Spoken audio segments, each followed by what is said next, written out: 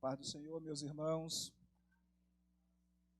Nós estamos mais uma vez gratos a Deus pela sua bondade e sua eterna misericórdia, pois Ele tem nos outorgado mais esta oportunidade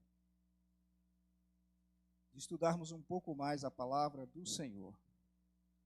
E estudar a palavra de Deus é sempre bom, irmãos, porque a palavra do Senhor ela é inerrante, ela é infalível, ela é poderosa para nos fazer mais forte em Cristo Jesus. Nós damos grato a Deus por termos o privilégio de estarmos aqui nesta manhã, e eu ainda mais porque fui solicitado para fazer o fechamento da Escola Bíblica Dominical, e é com muita alegria que eu estou aqui para atender o chamado do nosso evangelista Remildo. Espero contribuir com os irmãos nesta manhã e contribuir de maneira significativa, pois Deus tem nos dado a oportunidade de sempre aprendermos e crescermos em graça e conhecimento. Eu tenho certeza absoluta que os irmãos, durante a semana, deram uma olhada na lição de número 13, né? E perceberam que essa lição ela é riquíssima e muito importante, porque está amarrando, está fechando o segundo trimestre da nossa revista, né? Então é importante que nesta manhã nós possamos atentarmos para tudo aquilo que o Senhor quer nos ensinar através da aula de hoje. Cada lição é importante, cada lição contribui para a vida espiritual, cada lição nos ajuda a ampliar o conhecimento de Cristo, o conhecimento bíblico, né? E nos ajuda a alcançar maior maturidade na vida espiritual. E esta lição de número 13 não será diferente. Nesse segundo trimestre, estudamos os valores do reino de Deus. Foram 12 lições riquíssimas e relevantes, as quais contribuíram para o nosso elevo espiritual, acrescentando maturidade à nossa fé. Hoje, agora, estudaremos a lição de número 13, que tem como título A Verdadeira Identidade do Cristão. A verdadeira identidade do cristão. E eu quero começar a aula de hoje, irmãos, pelo nosso textuário. Eu achei interessante, são palavras do Senhor Jesus, são palavras do nosso mestre, do nosso meigo nazareno, e eu quero começar a aula considerando com os irmãos esse texto que tem verdades fundamentais, essenciais para a nossa vida espiritual. E também é um texto que nos traz uma advertência, né, para ficarmos vigilantes, atentos, para não estarmos fazendo a obra de Deus e, ao mesmo tempo, perdendo tempo.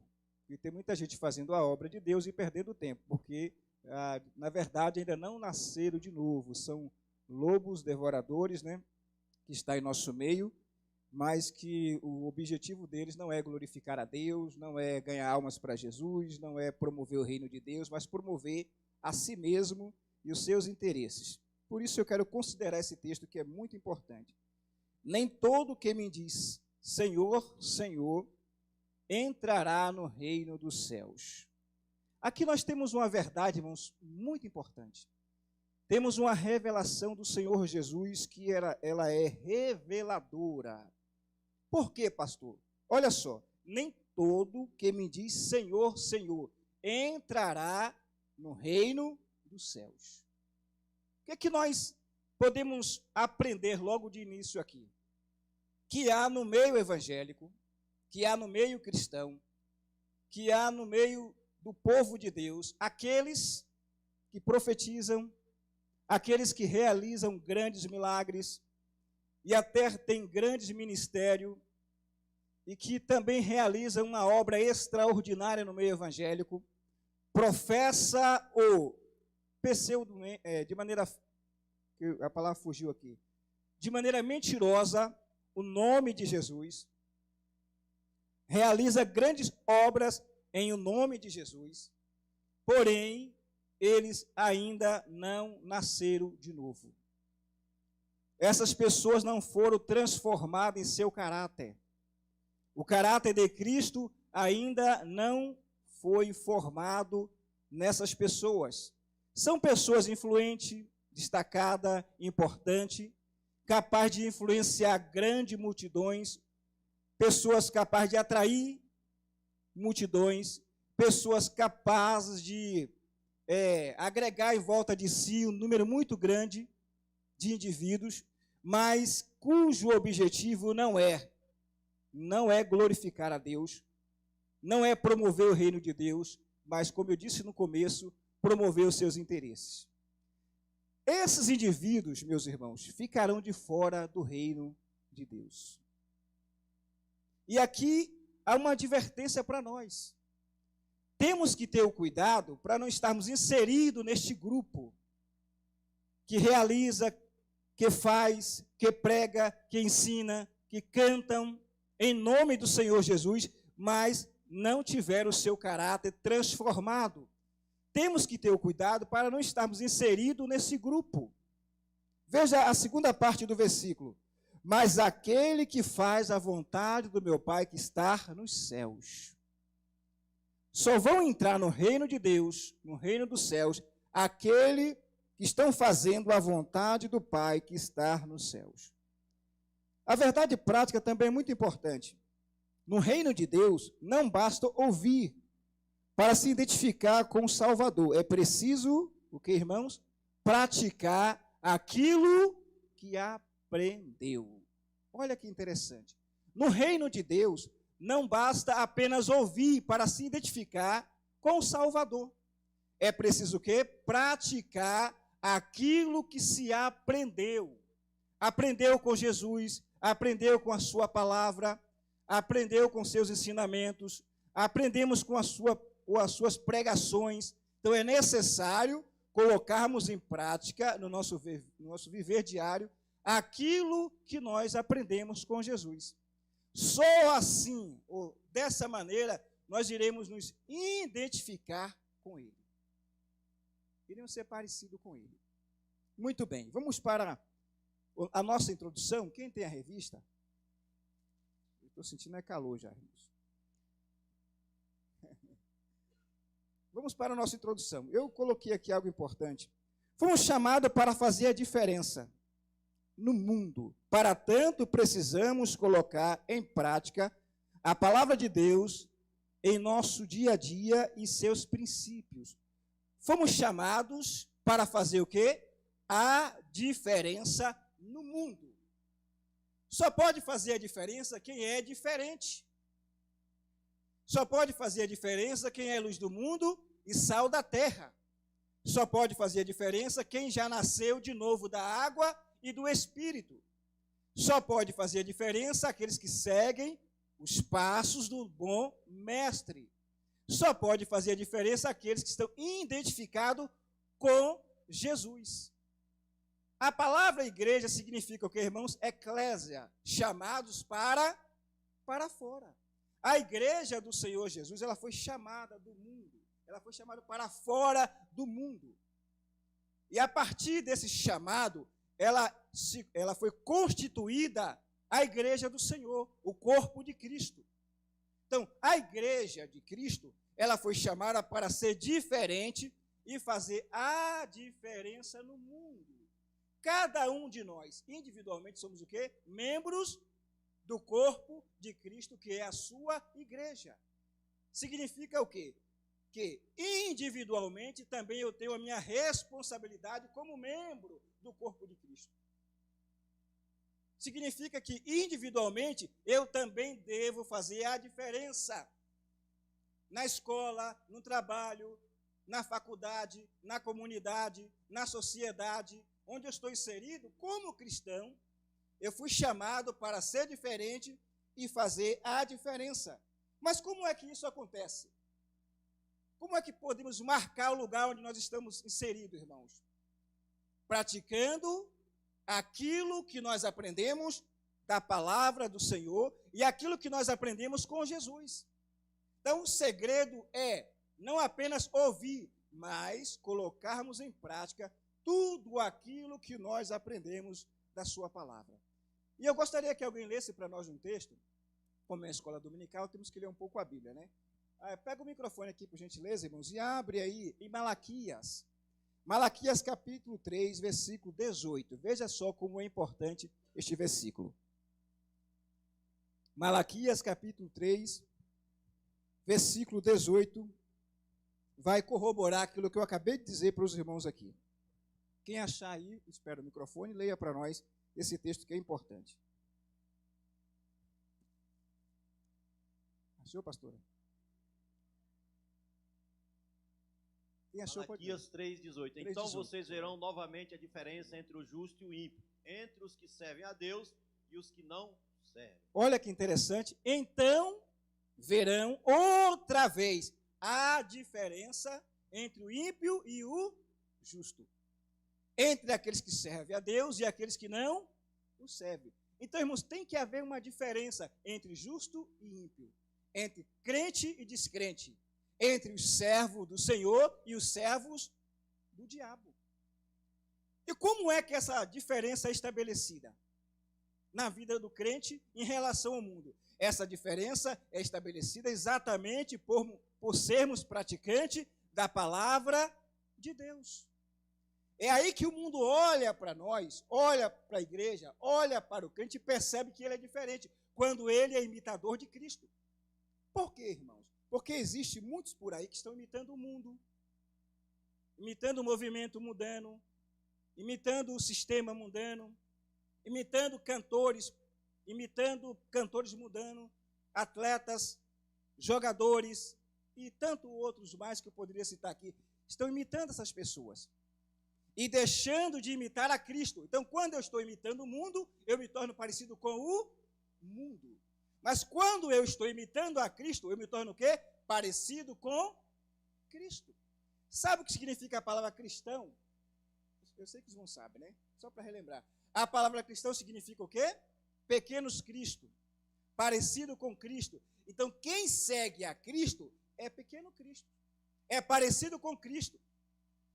É aquilo que Paulo disse na sua carta aos Filipenses, acho que é capítulo 2, versículo 5, né? Que haja em vós os mesmos sentimentos que houve em Cristo Jesus. Aí alguém pode perguntar, pastor, que sentimentos são esses? Que houve em Cristo Jesus e que também deve existir em nós. Sentimento de amor, de bondade, de misericórdia, de compaixão, né? De lealdade, de obediência, de submissão. Tudo isso que houve em Cristo também deve haver em nós. Quando nós agimos de acordo com aquilo que aprendemos em Cristo, vendo e ouvindo nele, estabelece uma diferença entre nós e o ímpio, entre nós e o mundo.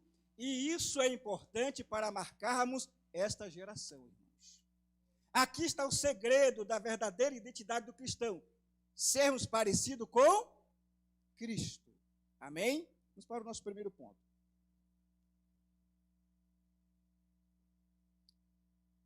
Uma fé só de palavras. Uma fé expressa na prática e através das obras. Nem todo que me diz Senhor, Senhor, herdará o reino dos céus. Uma fé expressa só de palavras. Aqui eu quero me ater um pouco mais. É errado alguém verbalizar a sua fé, irmãos? É errado alguém chegar e dizer para outro que tem fé, que é crente, que é seguidor de Cristo? É errado ele professar, verbalizar, expressar a sua fé? Não. Desde que, quando ele se expressa, quando ele verbaliza a sua crença, a sua fé em Cristo, seja algo verdadeiro. Seja realmente uma confissão que sai do coração. Só que essa confissão, essa verbalização da nossa fé, deve vir acompanhada com a prática, com as boas obras. Porque o mundo só consegue ver a nossa fé, só consegue ver aquilo que nós somos, só consegue ver o nosso amor quando nós tornamos isso em obras. Quando nós fazemos isso na prática. É assim que o mundo consegue enxergar Cristo em nós. Para Deus, Deus consegue ver a nossa fé sem precisarmos fazermos obra. Isso não significa que não devemos fazer. Mas Deus conhece o nosso coração. Ele conhece o nosso interior. Ele conhece você por dentro. Então, Ele sabe quando a sua fé é pura, verdadeira e genuína, ou quando é apenas uma fé fingida. Mas o mundo precisa enxergar isso através da prática e das boas obras realizadas por aqueles que professam o nome do Senhor Jesus. Então, não basta verbalizar, dizer, expressar que temos fé. É preciso que praticarmos essa fé em nosso viver diário. Em nossos relacionamentos em casa, no trabalho com os amigos, com os colegas de faculdade, precisamos expressar essa fé na prática, recusando fazer aquilo que o mundo nos oferece e atentando para aquilo que a Bíblia nos ensina. Então, não basta verbalizar a fé, é preciso viver a fé na prática, né? Alguém lê para nós aí, por gentileza, Romanos 1 de João 3,18, para mim continuar aqui a aula. Primeira epístola de João 3,18, que fala sobre o amor.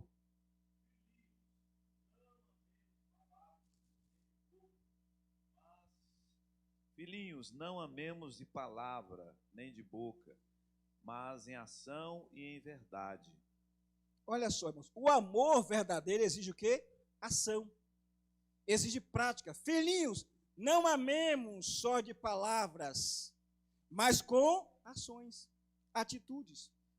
Dessa maneira que nós demonstramos o amor de Cristo, através das nossas ações e das nossas atitudes. É uma recomendação do apóstolo João. Assim também é a nossa fé, que deve ser expressada através de ações e de boas obras. Vamos adiantar aqui, irmãos, que o conteúdo é um pouco extenso hoje. Os milagres não transformam o caráter. Isso aqui é sério. Os milagres não transformam o caráter. Vou ler aqui para depois comentar. Há muitos fazendo milagres em nome de Jesus e desenvolvendo grandes ministérios em nome dele, mas não tem o caráter transformado. Isso aqui é sério, irmãos. Há muitos fazendo o quê? Milagres em nome de Jesus. Desenvolvendo grandes ministérios, também em nome dele. Mas o caráter dessas pessoas ainda não foram transformados. Isso aqui é sério. Quem disse isso, irmãos? Jesus. Quando foi que ele disse isso? Naquele texto lá de Mateus. Muitos me dirão naquele dia: Senhor, em teu nome expulsamos demônios. Em teu nome fizemos milagres. Em teu nome pregamos o evangelho, curamos. Qual foi a resposta de Jesus para esse grupo, irmãos? Apartai-vos de mim, que eu não vos conheço. Olha o agravante. Apartai-vos de mim, que eu não vos conheço. Mas esse grupo estava no reino. Estava pregando em nome de Jesus, curando em nome de Jesus, fazendo sinais, prodígios, milagres em nome de Jesus. Aí vem a pergunta: é possível alguém que não nasceu de novo? É possível alguém que não teve o seu caráter transformado operar maravilhas em nome de Jesus? Não é uma coisa que inculca a nossa cabeça, pastor? Está no meio evangélico. Até mesmo, isso aí acontece no meio do povo evangélico, no meio do povo cristão, que não são evangélicos também, por exemplo. E muitos aí que estão fazendo milagres, eu estou falando agora fora da igreja, fora desse contexto evangélico, né? Que estão fazendo milagre em nome de Deus. Como, por exemplo, esse que foi preso aí, não é? Esse é um deles. Se você for olhar na África, irmão, na África tem muitas pessoas falando em nome de Deus, de Jesus, fazendo coisas extraordinárias, você entende? Você tem que descobrir pelo fruto.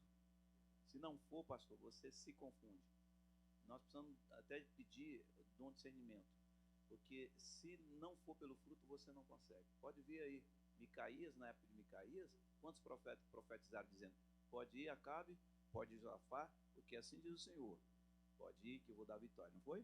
uns 400 profetas, não foi? Só apenas Micaías disse o que Deus mandou. Falou, olha, eu vi vocês escondendo, eu vi vocês assim, assado, e o rei Acabe falou assim, prenda, porque eu vou, quando eu voltar, aí eu vejo o que faço com ele. Micaías disse, vai. Se voltar, Deus não falou através de mim, não é? Aí uma flecha sobe aí sem direção e pega bem no coração de Acabe. Acabe morre. Então assim, eram 400 profetas e apenas ele. Então, realmente é preciso ver os frutos mesmo, porque tem muitos aí fazendo milagre, até na igreja, como evangélico, como cristão também fora da igreja. Não são cristãos, creem em Deus, falam em nome de Deus, em nome de Jesus, até a Bíblia, né? Realmente. Muito obrigado, pastor. Então, irmãos, atentamos para essa realidade que está aqui na revista, o pastor acabou de dizer, né? São homens que estão fazendo coisas extraordinárias em nome de Jesus. Estão fazendo até fogo cair do céu.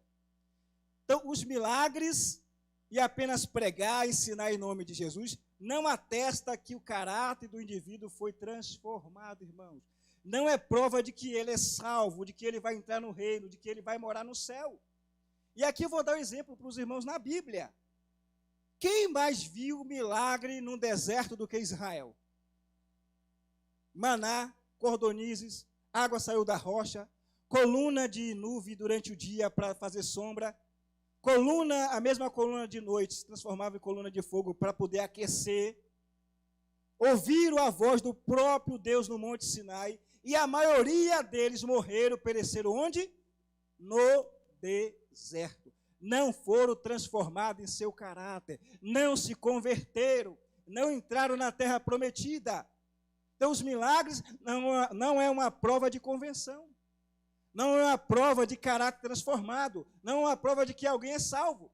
Alguém pode fazer grandes milagres, desenvolver grandes ministérios, pastorear grandes igrejas e ficar de fora do reino. Por quê? Passou a vida inteira enganando o povo de Deus. Passou a vida inteira se escondendo atrás de uma capa, numa linguagem bem popular. Disfarçado de crente, disfarçado de homem de Deus, de profeta do Senhor. Mas no fundo eram o quê? Lobos devoradores. Como disse o pastor, irmãos, é necessário o quê? O dom do discernimento para descobrirmos. Aqui tem duas verdades importantes. Primeiro, milagres não transformam caráter. Outra coisa, os dons espirituais também não é sinal de que alguém é salvo. Então, o que identifica alguém como salvo?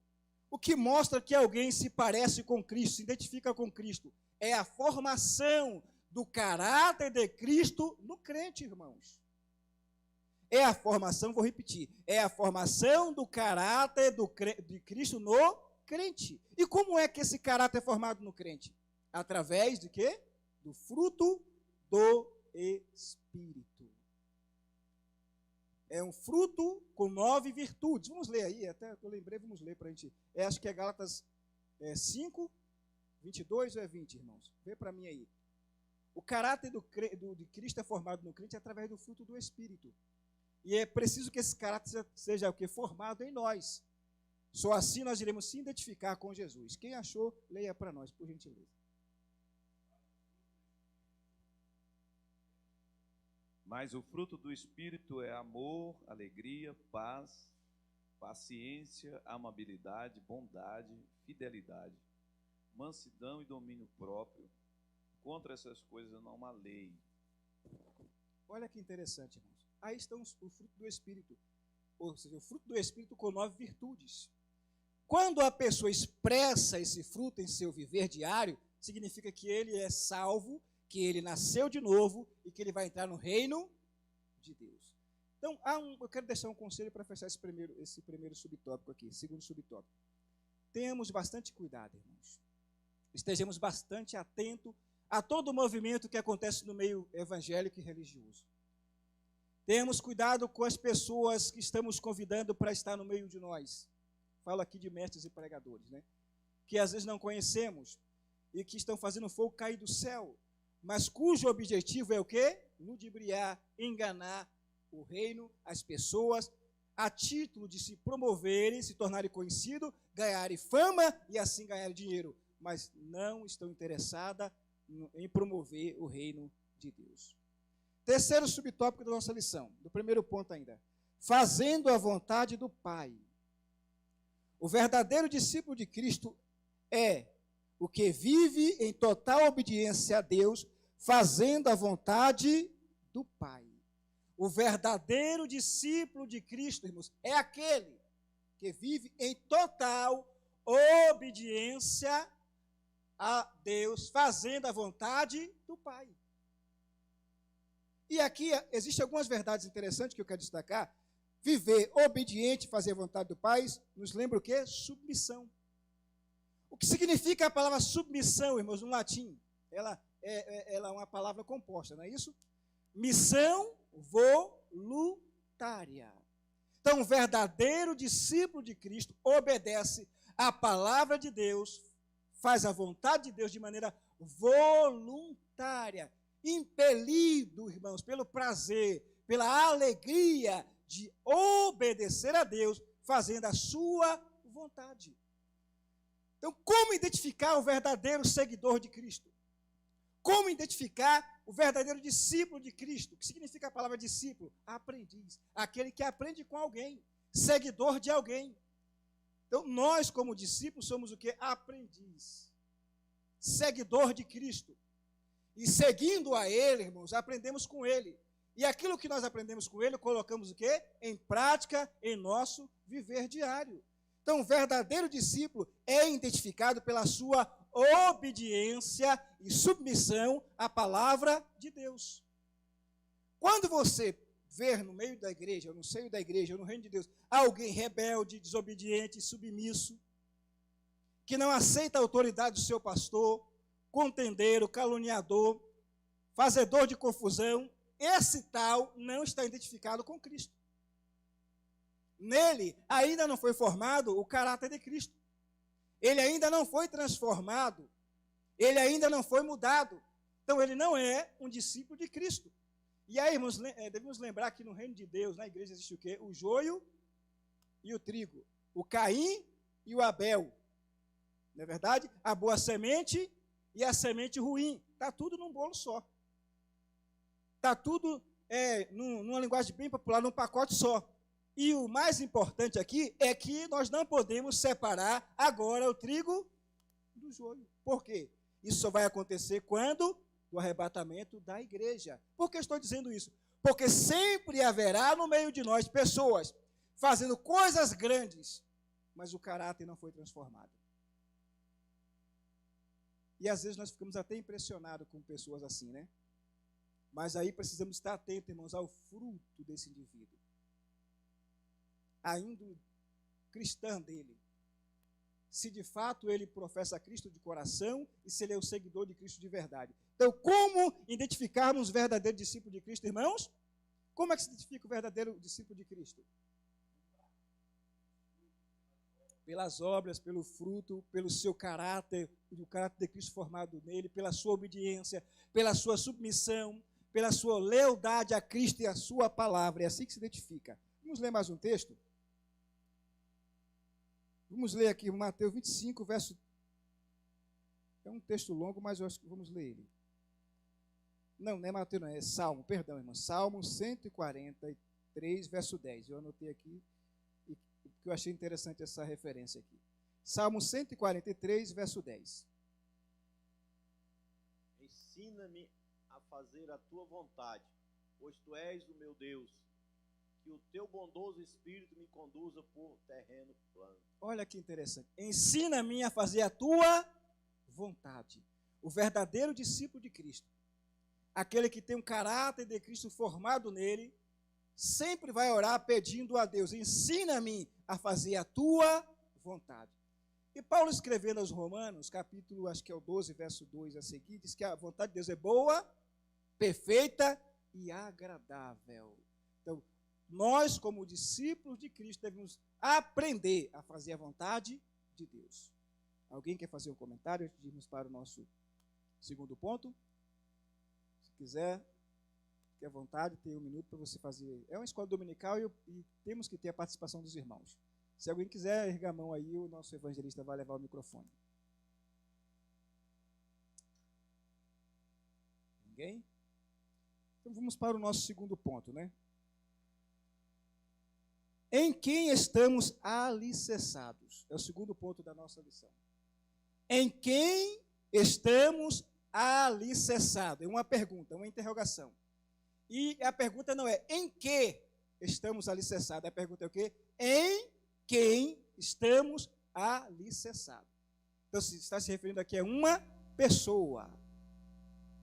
A Bíblia diz, aí eu vou ver se eu lembro para os irmãos ler para nós, Mateus, acho que é 16, 18, irmãos, que fala que sobre a pedra que é Cristo, né? Veio para nós, para a gente ler essa referência. Em quem estamos alicerçados? Eu quero, antes de desenvolver o meu raciocínio, ler esse texto que é importante de Mateus 16, 18. Veio para mim, pastor, você aí, ou alguém que achar, para depois desenvolver o meu raciocínio sobre esse texto. Eu digo que você é Pedro, e sobre esta pedra edificarei a minha igreja, e as portas do inferno não poderão vencê-la. Olha que interessante. Quem falou essas palavras? Jesus. Pedro fez uma confissão. Qual foi a confissão de Pedro? Ele confessou que Jesus era o Filho de Deus. Então, Jesus olhou para Pedro e disse: Pedro, tu és Petros. E sobre esta pedra, olha só, tu és Petro, e sobre esta pedra, percebeu a diferença? Tu és Pedro, mas sobre a confissão que você fez aí agora, eu edificarei a minha igreja. A igreja do Senhor Jesus não está edificada sobre Pedro, irmãos. Ela não está edificada sobre Paulo, João e outros mais. Ela está edificada em Cristo. Cristo é a rocha grande. Cristo é a pedra angular, a pedra de esquina. A igreja do Senhor Jesus está edificada em Cristo Jesus. Mas aqui, para a gente compreender isso melhor, o alicerce começa pelo ouvir. Ouvir o quê? A palavra do Senhor. Deixa eu ler aqui. Para ser um genuíno discípulo ou seguidor de Jesus, é preciso ouvir e praticar a sua palavra. A palavra de Jesus é eterna, espírito e vida. Quando é que nós começamos a edificar, a construir a nossa casa espiritual? A partir de que momento? A partir do momento que ouvimos o quê? A palavra de Deus. Paulo diz que a fé vem por ouvir e ouvir a palavra. Então, a partir do momento que eu vou ouvindo a palavra, aprendendo a palavra, eu vou construindo a minha casa espiritual. Agora, um detalhe. Quais os materiais que eu estou utilizando para construir o alicerce sobre o qual a minha casa espiritual vai estar edificada? Também é importante. Mas esse alicerce, essa construção começa a partir do ouvir a palavra. Mas não basta só ouvir a palavra, é necessário o quê? Colocar a palavra em prática. Porque a partir do momento que eu vou colocando a palavra que eu aprendo em prática, a minha casa espiritual vai sendo construída. E essa construção, irmãos, ela é diária, ela é contínua. É dia após dia, paulatinamente, você vai construindo a sua casa espiritual. E essa construção tem que ser bem feita, bem estruturada, sobre uma base sólida. Por quê? Porque durante o transcurso da vida cristã, você vai enfrentar o quê? Os vendavais, as adversidades, as perseguições, o vento forte, a chuva que vai cair, os rios que vão subir, vai dar nessa casa, e se ela não estiver bem estruturada, bem alicerçada, o que vai acontecer com esta casa? Ela vai ruir, ela vai cair, ela vai ser destruída. E mais na frente um pouquinho nós vamos ler 2 exemplos de um homem que edificou a casa na rocha e outro que edificou a casa na areia, né? Vamos ler mais um texto, irmãos? Vamos ver aí Mateus 7, 24. Mateus 7, 24. Quem lê para nós? Portanto, quem ouve estas minhas palavras e as pratica é como um homem prudente, que construiu a sua casa sobre a rocha.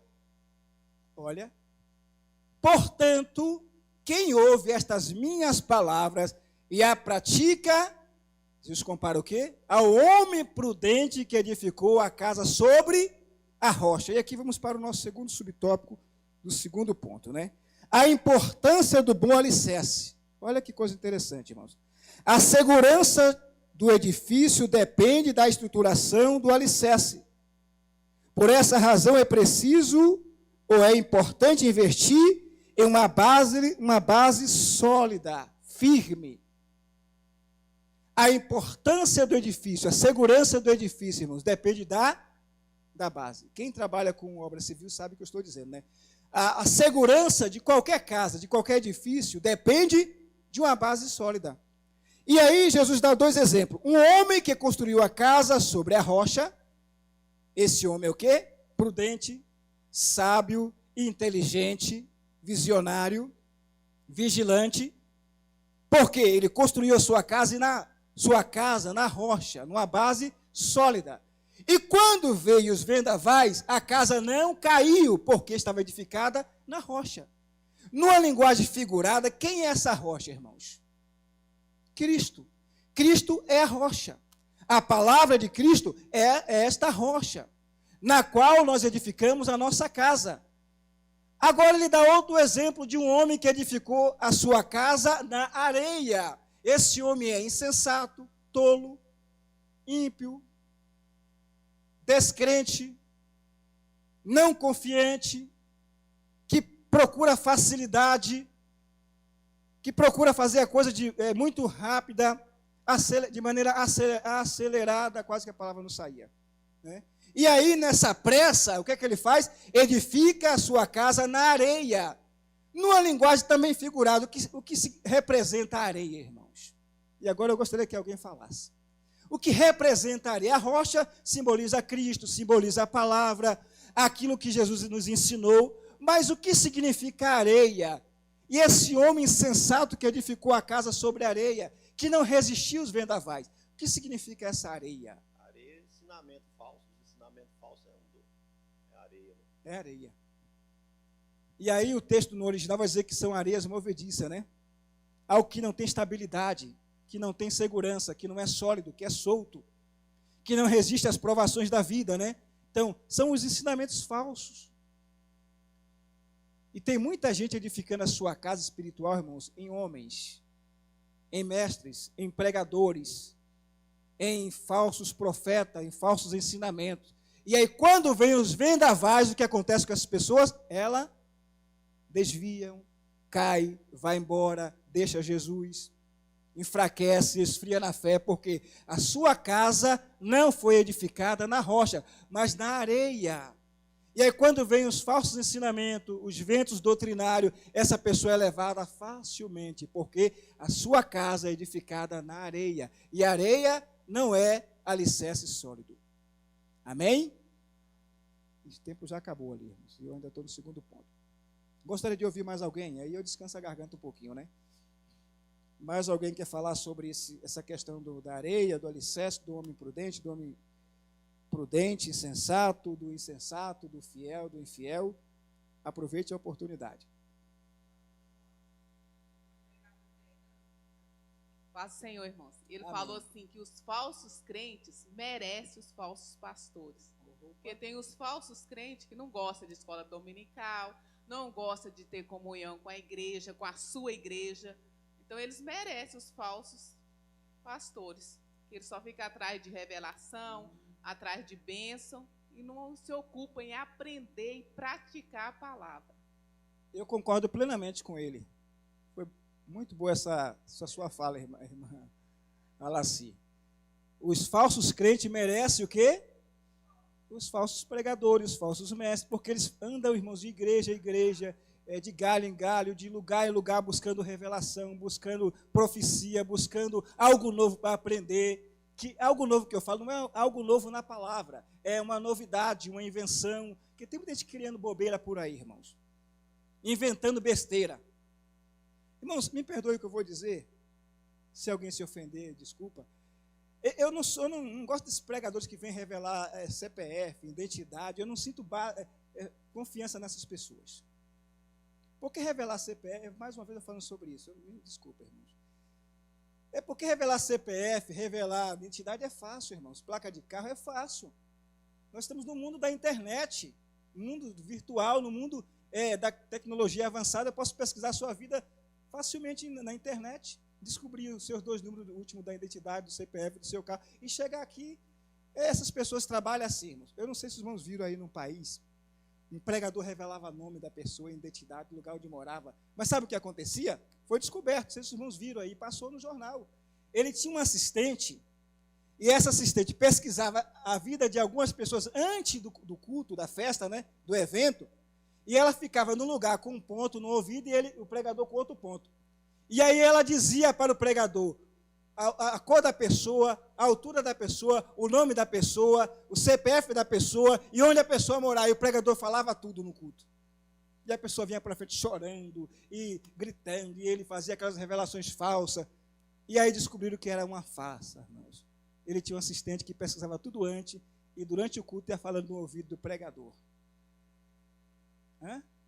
Por isso que temos que ter o cuidado, irmãos, porque Deus não precisa revelar CPF de ninguém, não, irmão, nem identidade. Nós já sabemos, não tem que necessidade tem de tudo isso. Então, por que estou dizendo isso? Para termos o cuidado, para não sermos enganados por esses falastrões, que está a fim de se promover e se manter através do Evangelho. E às vezes pagamos caro para esses caras pregar, ensinar em nossos púlpitos, irmãos, e desprezamos alguém que está aqui há tanto tempo. Às vezes, não digo aqui, porque aqui, graças a Deus, não tem essa questão. O pastor bota todo mundo para pregar, né? Mas tem lugar que traz gente revelador, profetada. Eu não vou nem falar mais para falar. Isso não quer dizer que Deus não revela, né? Eu tive uma experiência. O meu enteado, quando na adolescência, estava dando um trabalho em casa, assim, teimoso. E eu comecei a orar por ele. Aí eu fui para o monte orar, né? No escuro. Deus tomou uma pessoa lá, não sei quem a pessoa não me viu porque eu fui sozinho. A pessoa falou assim: quanto ao Fernando, começou a falar comigo em profecia, quanto ao Fernando, que é meu enteado, não se preocupe com ele, ele está na minha mão. Olha só, exatamente, eu estou com um ponto importante. Isso não quer dizer que Deus não revele, chame pelo nome. Aí está importante que Deus não chama por apelido, Deus chama por nome. Eu nunca vi Deus na Bíblia chamando alguém por apelido. Já viu, irmão? Chama por nome. Por nome eu chamo de meu servo, de meu filho. Então é assim que Deus trabalha. É só uma palhinha sobre esse assunto, mas para não sermos enganados. Temos bons mestres, bons pregadores no nosso país, nosso ministério, nossas igrejas. Então vamos iludir com esses falastrões, enganadores que por aí estão, pregando e ensinando em nome de Cristo, mas na verdade não foram transformados, né? Vamos para o nosso terceiro e último ponto. Alguém quer acrescentar mais alguma coisa que eu disse? Não, né? Jesus, a nossa verdadeira identidade. E aqui eu quero pedir aos irmãos que leiam mais um texto antes de eu desenvolver um raciocínio sobre essa questão. Mateus 11, 28. Salvo engano, acho que é Mateus 11, 28. Lê para nós aí, depois eu vou desenvolver o raciocínio.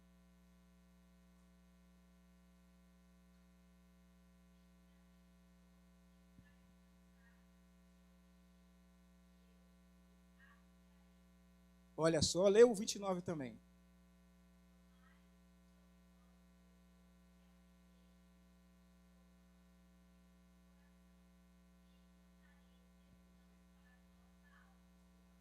Jesus, a nossa verdadeira identidade. Jesus, o nosso maior pregador, irmãos. E aqui é interessante. Jesus, o nosso maior pregador, o nosso maior mestre, o nosso maior ensinador é Jesus Cristo. E aí o texto que a nossa irmã acabou de ler, o 29, versículo 29, diz o quê? Aprendei de mim que sou manso e humilde de coração. O que é que eu aprendo aqui com Jesus?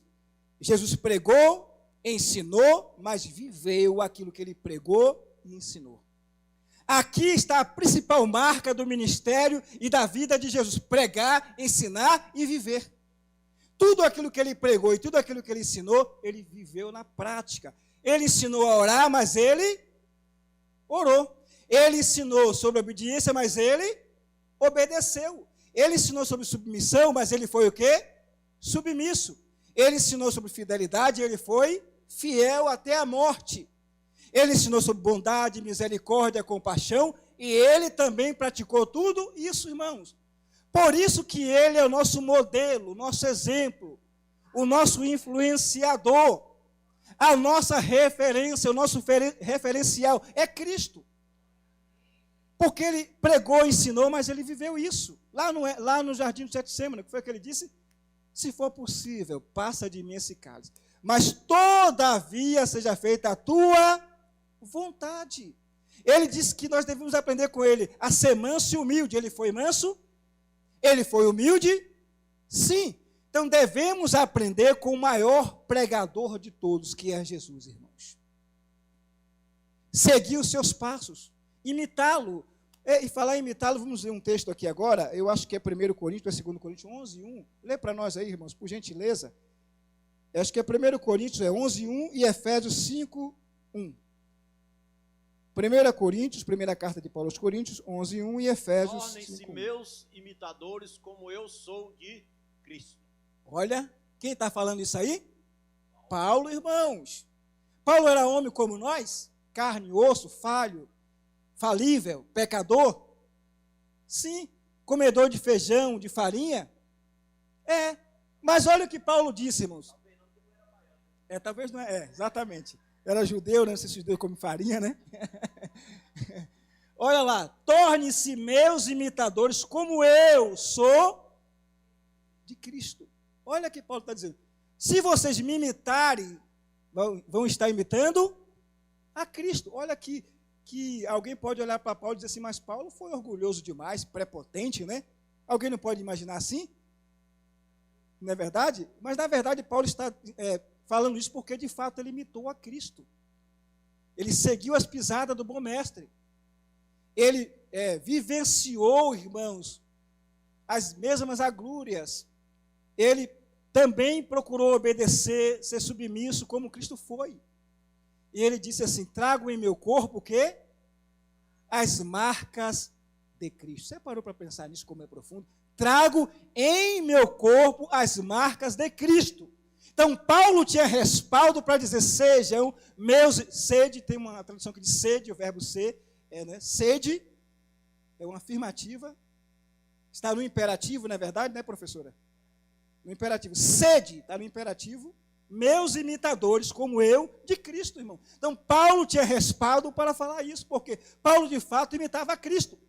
Então, alguém imitar Paulo, estaria o quê? Imitando a Cristo, irmãos. Então, Cristo é o nosso referencial. Efésios 5:1.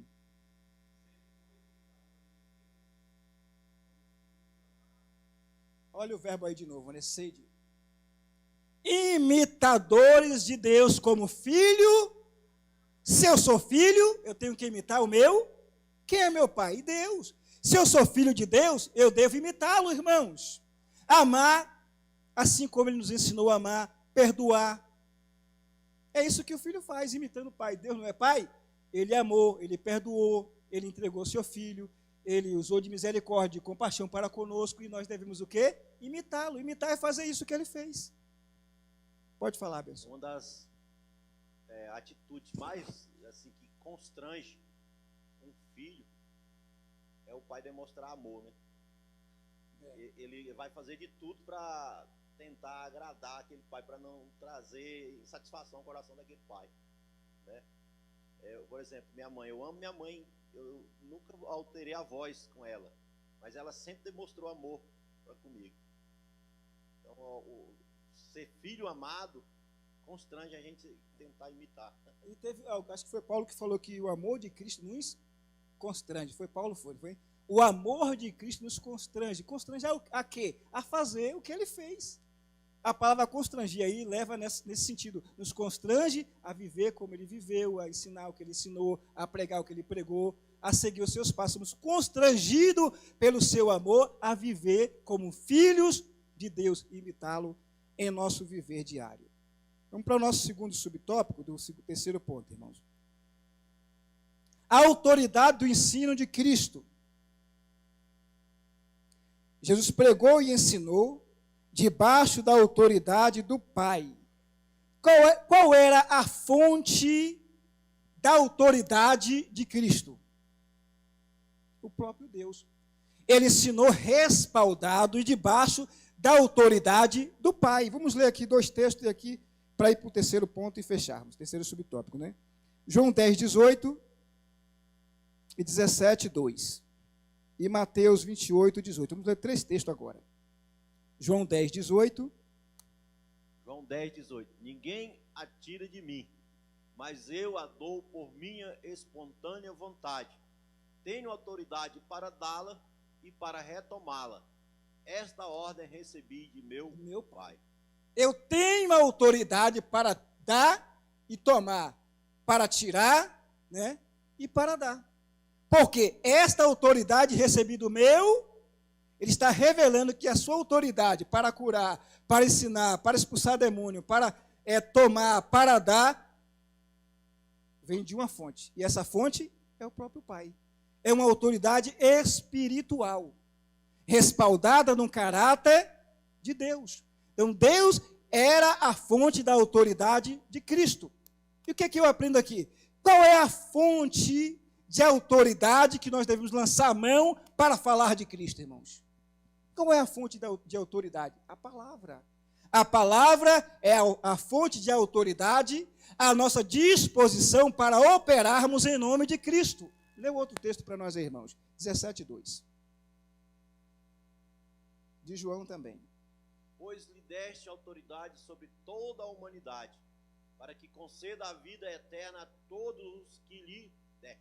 Olha só, ele recebeu autoridade sobre toda a humanidade. Para que essa autoridade? Para conferir vida eterna àqueles que o aceitam como Salvador. Então, Cristo é o único que tem a autoridade do Pai para concedermos vida eterna. Em nenhum outro nós iremos encontrar a vida eterna, pois só Ele tem palavra de vida eterna. Lembra o que Pedro falou depois de um discurso duro? Todo mundo foi embora, lembra? Aí Jesus olhou para os discípulos: e vocês também não querem dar um pé também não, ir embora? Aí o que Pedro falou: para onde iremos nós? Só tu tens palavras de vida eterna. Não tem outro, não temos para onde ir, para onde recorrer. Só tu tens a palavra que confere vida eterna. Então, a autoridade que ele recebeu do Pai para dar vida eterna. O outro texto, Mateus 28, 18. Agora que eu engrenei, o tempo acabou. Vamos lá? Mateus 28, 18. Vem o microfone ali, pastor. Então Jesus aproximou-se deles e disse: foi-me dada toda a autoridade nos céus e na terra. Obrigado, pastor. Quando foi que ele falou isso? Depois que ele ressuscitou dentre os mortos. Ele disse que foi-me dado, ortogado, toda a autoridade nos céus e... Qual a esfera de ação de autoridade de Cristo? No céu e na terra. Ele tem autoridade lá e tem autoridade aqui. Significa que ele recebeu autoridade máxima, tanto no céu como na terra. Autoridade para quê? Para salvar, para libertar, para curar e para julgar depois que partirmos daqui. Vamos fechar aqui agora, porque o tempo já foi, né? Mas antes de fechar, eu tenho que ler esse texto aqui também, que é interessante. Hebreus 4, 12, irmãos. Corre lá para nós, eu ainda tenho 5 minutinhos ali. 5 é 5, irmão? Vê lá para nós. Corre lá para o irmão que está lendo. Mateus 4,12. Hebreus 4,12. Pois a palavra de Deus é viva e eficaz, e mais cortante do que qualquer espada de 2 gumes, e penetra até o ponto de dividir alma e espírito, juntas e medulas, e é apta para discernir os pensamentos e as intenções do coração. Olha só, a autoridade que nós temos para pregar, recebemos de quem? De Cristo, através da sua palavra. E aí esse texto diz o que? A palavra de Deus é viva e eficaz. O que é que eu aprendo aqui? Não precisamos pregar filosofia, sufisma e outras coisas mais. Basta pregarmos o que? Ela é viva e eficaz, tem poder para transformar, para curar, para libertar, para levantar, para dar ânimo, para levar para o céu, para dar vida eterna, para sarar o indivíduo, para transformar o caráter. A palavra. A palavra é o quê? Viva e eficaz. E a palavra é o próprio Cristo encarnado. Terceiro e último ponto para devolver para quem é de direito. Vamos lá? Jesus como nossa identidade. E aí eu quero ler mais um texto e eu finalizo aqui agora. 1 de João 3:2. Lê para a gente aí e eu finalizo a nossa aula. Amados, agora somos filhos de Deus, e ainda não se manifestou o que havemos de ser. Mas sabemos que, quando Ele se manifestar, seremos semelhante a Ele, pois o veremos como Ele é. Olha só. Quem somos nós em Cristo? Essa é a pergunta. Quem somos nós em Cristo? E aqui finaliza com uma escatologia, né? Um texto escatológico. Que ainda não é manifesto o que havemos de ser, mas quando Ele se manifestar, seremos semelhante a Ele, porque assim como Ele é, o veremos. Aqui é uma expressão escatológica, isso ainda vai acontecer. Mas nesse momento, agora, atualmente, quem somos nós em Cristo? Eu quero finalizar com essa pergunta. Quem é você em Cristo? Você já parou para pensar nisso? A grandiosidade disso. Quem somos nós em Cristo? Quem éramos nós antes? Quem somos nós agora? Hoje nós somos filhos amados. Agora somos filhos amados. Está no texto, que está aplicando a exegese ali, irmão Remildo, já, né? Agora está a interpretação bíblica, né? Agora somos filhos amados. Significa o quê? Se eu sou filho, sou o quê? Herdeiro. Se eu sou filho, devo imitá-lo. Se eu sou filho, significa que eu tenho o quê? A responsabilidade de viver como filho de Deus. E essa responsabilidade de viver como filho de Deus me leva a praticar aquilo que eu aprendi com o exemplo de Jesus. E finalizando aqui, irmãos, não dá tempo para ler mais nada? Vamos ver aqui. O crente deve viver como luz do mundo e sal da terra. O sermão do monte é para ser posto em prática, não apenas para ser admirado ou debatido. Devemos viver os princípios e a ética do reino de Deus em nosso dia a dia. Devemos fazer o quê? Viver os princípios e a ética do reino de Deus no nosso dia a dia, no nosso viver diário, irmãos. Em casa e onde você estiver, esses princípios éticos e morais do reino de Deus devem ser o quê? Praticado, visto em sua vida. Porque você agora é filho de Deus. Você é imitador de Deus. Você se parece com Cristo. Você tem a responsabilidade de mostrar que Cristo, através da sua vida, Cristo para o mundo. O mundo tem que olhar para você e identificar Cristo em você, em mim. Eu tenho que ter a identidade de Cristo. E finalizando, eu quero finalizar com uma pergunta. Eu quero que alguém, na verdade, com um comentário de alguém. Quero que alguém defina para mim o que é identidade. Identidade. Defina para mim o que é identidade. E outro vai definir para mim o que é caráter. A gente fecha aqui agora. De pé, alguém para definir identidade, e outro depois de pé para definir o que é caráter, para a gente fechar a aula aqui com chave de ouro. Identidade é algo que te dá uma característica, te identifica. Identidade é o que, irmão Remildo? Identidade que te identifica, né? É aquilo que me identifica, né? Identidade é aquilo que eu sou, né? Por exemplo, você tem a carteirinha de identidade. Lá diz quem é você, quando você nasceu, seu nome, sobrenome, seu pai, sua mãe, sua origem familiar, não é isso? É a sua identidade. Quando alguém olha para você, sabe quem você é, porque você tem o quê? Identidade. Sua, pessoal. Identidade é aquilo que identifica. Identidade é aquilo que identifica quem você é. Aí, se agora eu sou filho de Deus, eu tenho uma nova identidade. E essa identidade é uma identidade espiritual. É quem eu sou em Cristo. Quem é que eu sou em Cristo? Filho. Agora, alguém para definir para mim característica, e aí eu finalizo agora. Caráter, na verdade, né? O que é caráter? Pode ser com suas palavras, bem resumidinho mesmo, para me fechar. Exatamente. Essa identidade é o que vai valer lá na eternidade, quando chegarmos lá. Caráter, alguém define e eu finalizo. Não precisa você falar como está no dicionário, não. Com as suas palavras. Caráter, o que é caráter?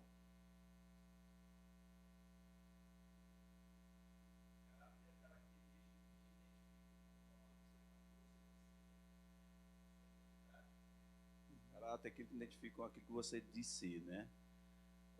ou seja, é o comportamento que você tem, né? Exatamente, pastor. É o comportamento que você tem, isso identifica. Por exemplo, tem bom caráter e mau caráter, né?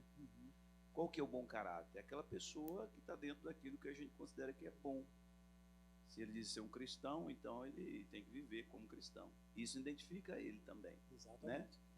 Se ele é um mau caráter, ele é identificado como aquela pessoa que pratica coisas que dá mau caratice, né?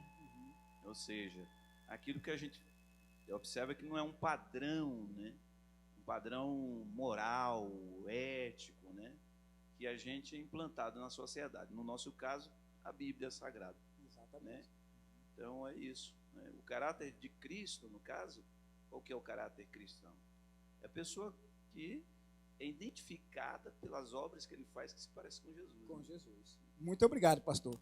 É a marca pessoal de uma pessoa, que o pastor acabou de dizer. É o sinal que distingue dos outros, pelo qual o indivíduo se define o seu estilo, a sua marca, o jeito de ser e de reagir. Como a pessoa reage? Conjunto de qualidade, isso é caráter. O pastor acabou de dizer. E qual o conjunto de qualidade que forma o caráter cristão, irmãos? As 9 qualidades do fruto do Espírito forma o caráter cristão. Se você pratica, produz, desenvolve o fruto do Espírito com as suas 9 virtudes, você tem um caráter de Cristo. E quando alguém olha para você, percebe isso em você. Amém?